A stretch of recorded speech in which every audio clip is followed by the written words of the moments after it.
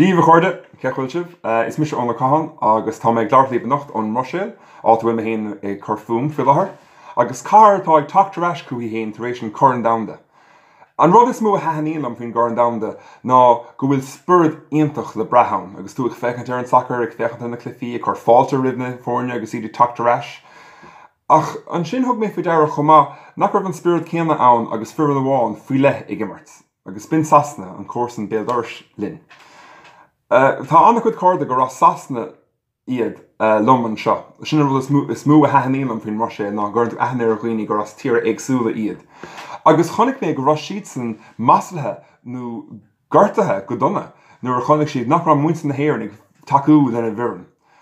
Agus an sin thosaigh mé chumú ceistú héin agus seo ábhar mo chud cainte.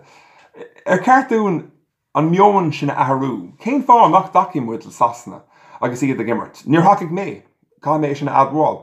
Ach an rá mé mí Abbey. Fuair láthair tá an dam mór crackálta agus anna chaiste. Tá an bhreatain ag imimecht an Aontas Eorpach agus sin rud a chur an anna bhrú ar a dhaoine an seo san Moshéal. Ach an bhéadach leis an spórt cabhrúlinn tachtar córéiteach agus cóhuiscint.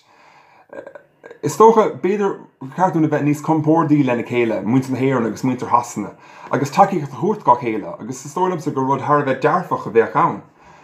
Ach an sin smuoinnig mé gur pé an choran damda rugby an céad chomórta selle a bheith goin agus tá mé cínta nach dacóch muinte na héireann le fur an sasanna sa go mórta sin.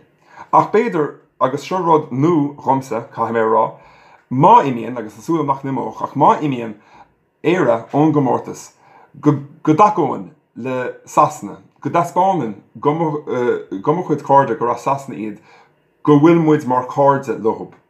Agus beidir gnéanaach sin maithas dúin don bhirt amach an seo. Bhrealam sa bhugurtúir mé a chluistal agus gur míle maithaí a sacht éisteach lom. Slán.